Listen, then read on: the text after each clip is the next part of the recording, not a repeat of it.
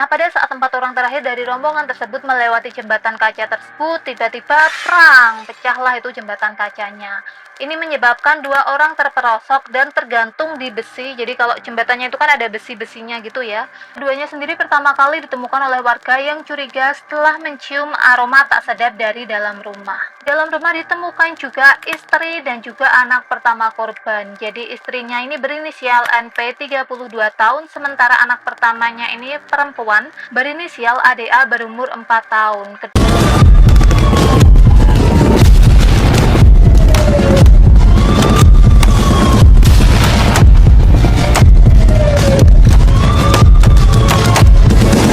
Kemarin di tanggal 23 Oktober 2023 ada seorang gadis remaja berumur 17 tahun, kita sebut saja namanya Mawar.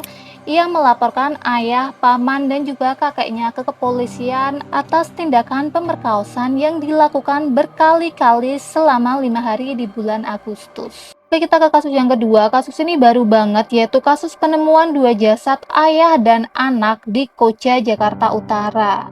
Nah, diketahui identitas dari 2 jasad ini adalah Hamzah 50 tahun dan juga Abid 2 tahun. Keduanya sendiri pertama kali ditemukan oleh warga yang curiga setelah mencium aroma tak sedap dari dalam rumah.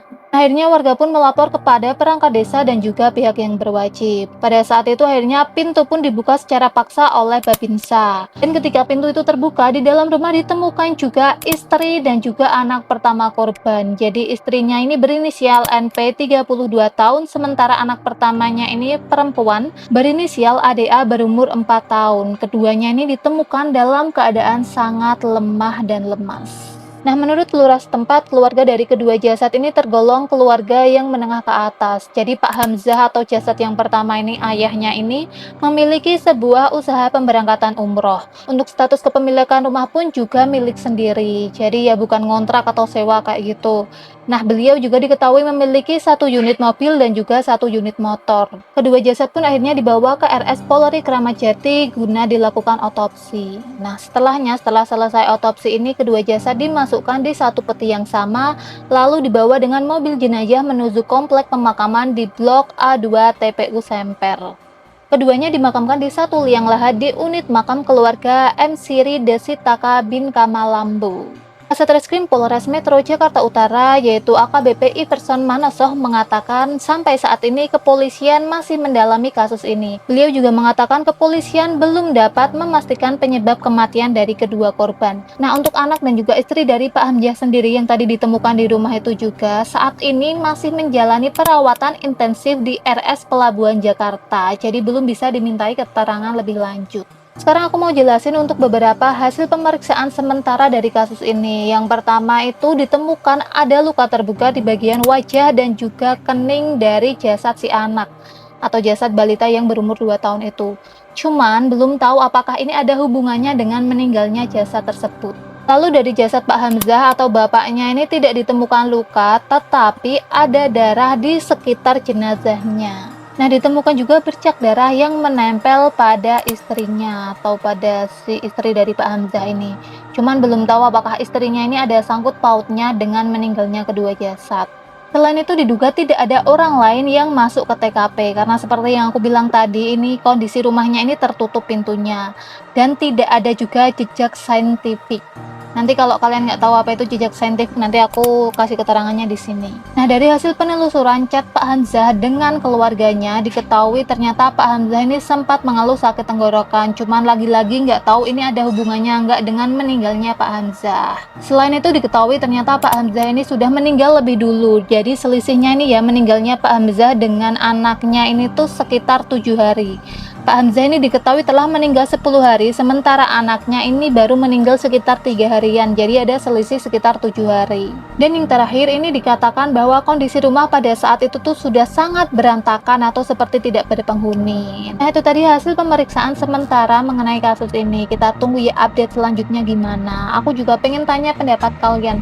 Apakah kalian ini ada pendapat ataupun kayak spekulasi mengenai kasus ini, kira-kira tuh kenapa dan apa kok bisa kejadian kayak gini, kok bisa misterius kayak gini tuh kenapa? Kira-kira mungkin kalian ada pendapat, kalian bisa komen di kolom komentar di bawah. Nah, aku sendiri sebenarnya ada pikiran tentang kasus ini, cuman aku nggak berani buat ngomong sekarang Jadi ya kita tunggu aja update-nya.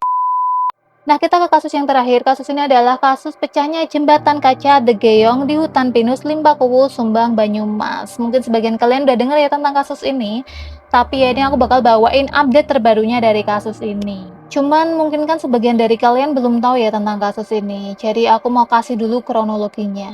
Jadi kemarin di tanggal 25 Oktober 2023 sekitar jam 10 siang terdapat rombongan 11 orang dari Cilacap yang berkunjung ke wahana jembatan The Geyong. Nah, mereka pun akhirnya foto-foto lah tuh, selfie-selfie, moto pemandangan, dan lain sebagainya. Beres foto, mereka ini berjalan melewati jembatan tersebut untuk menuju ke pintu keluar. Nah, pada saat 4 orang terakhir dari rombongan tersebut melewati jembatan kaca tersebut, tiba-tiba prang, pecahlah itu jembatan kacanya. Ini menyebabkan 2 orang terperosok dan tergantung di besi. Jadi kalau jembatannya itu kan ada besi-besinya gitu ya. Nah, 2 orang tuh tergantung di besi tersebut, sementara 2 lainnya tuh jatuh ke bawah. Dan 1 di antaranya ini meninggal ketika dibawa ke rumah sakit, yang satunya lagi kritis. Jadi kejadian ini dilakukan pemeriksaan terhadap 16 saksi dan pada saat ini pengelola dari jembatan The Geyong ini ditetapkan sebagai tersangka. Kenapa? Karena ternyata jembatan The Geyong ini tidak memiliki izin. Selain itu, tersangka juga mendesain sendiri kerangka dari jembatan The Geyong ini. Dan kalian tahu, ternyata material yang digunakan ini tidak standar. Standarnya itu adalah 2 lapis kaca dengan ketebalan 3,6 cm. Sementara yang digunakan oleh tersangka ini cuma 1,2 cm. Bisa kalian bayangin ya bedanya, 1,2 mungkin cuma segini tebelnya. Sementara harusnya mungkin sekitar segini, 3,6 cm double kaca. Dan seharusnya ya di pembuatan jembatan kaca itu dilengkapi dengan busa peredam. Cuma di kasusnya The Geyong ini ya, penempatan dari busa ini tuh nggak efektif kayak gitu. Akhirnya fungsinya pun nggak optimal, buat meredam getaran ini nggak optimal, yang menyebabkan ada ya liutan di setiap langkah. Nah, terus penyebab dari pecahnya jembatan sendiri apa, Lis? Selain tadi materialnya yang tidak SOP atau tidak standar, dan juga peletakan peredam kacanya yang tidak efektif, kayak gitu tuh sebenarnya penyebabnya apa? Nah, untuk penyebabnya sendiri diketahui ternyata karena pembagian beban penyangga yang tidak berfungsi secara optimal. Jadi hal ini menyebabkan lendutan dan juga retakan ketika diinjak. Hal ini pun yang menyebabkan pecahnya kaca dengan suara seperti ledakan. Jadi tuh kalau misalnya kacanya tuh pecahnya nggak cuman kayak kalau pecah kaca biasa kayak gitu, cuman ada suara ledakannya. Jadi bisa dibilang tersangka ini tuh sebagai pengelola itu lalai ya lalai, ya nggak ada SOP, nggak ada izin, nggak ada standarnya. Ya udah amburadul banget sih, maksudnya banyak banget gitu loh yang menyebabkan akhirnya jembatan ini bisa pecah. Dan FYI ya, tersangka atau pengelolanya ini juga memiliki 3 jembatan di 3 tempat yang berbeda. Jadi selain di hutan pinus Limpakuwus itu juga ada 3 jembatan kaca di lokasi yang berbeda, cuman sekarang sudah ditutup. Nah, atas peristiwa tersebut, tersangka pun dikenakan dengan pasal 359 KUHP subsidir pasal 360 ayat 1 KUHP karena kelalaian yang menyebabkan meninggalnya seseorang atau menyebabkan orang luka berat dengan ancaman paling lama 5 tahun penjara. Nah, ini kalau menurut pendapat aku pribadi ya, sebenarnya sampai saat ini pun aku bingung kenapa orang-orang tuh seneng banget foto-foto ataupun melewati jembatan kaca kayak gitu.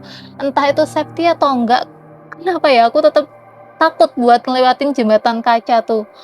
Ya mungkin karena aku Singunen, kalian tahu Singunen nggak sih? Kalau ngelihat dari tempat tinggi tertentu, misalnya dari mall paling atas tuh ngelihat ke bawah langsung pusing kayak gitu. Nah, aku pun sampai sekarang masih takut kalau mau lewat yang jembatan-jembatan kaca kayak gitu, takutnya ya tadi kalau misalnya pecah, ambrol, ataupun ya kalau misalnya tinggi banget kayak gitu, aduh ngelihat bawah udah teng teng teng. Tapi kalau menurut kalian sendiri gimana? Apakah kalian salah satu orang yang berpikiran kalau misalnya emang standar gitu ya, kacanya standar, pembangunannya standar, nggak apa-apa lah lewat jembatan kaca kayak gini? Atau kalian kayak aku yang merasa kalau jembatan kaca ini ya gimana pun nih berbahaya nih, namanya juga kaca kayak gitu. Kalian bisa komen di bawah. Dan ya itu tadi kasus terakhir yang menutup update kasus kriminal di bulan Oktober ini. Mana yang menurut kalian paling bikin kalian kayak gitu, kalian bisa komen di bawah. Dan kalau kalian ada saran-saran selanjutnya aku bahas apa, kalian juga bisa langsung aja tulis di kolom komentar, ataupun kalian bisa kirim email ke aku kalau misalnya kalian ada hal yang pengen kalian ceritain. Dan mungkin segitu dulu dari aku, kurang lebihnya aku mohon maaf. Terima kasih udah nonton video ini sampai selesai. Jangan lupa subscribe subscribe buat video-video selanjutnya. Assalamualaikum warahmatullahi wabarakatuh. Bye. 126끝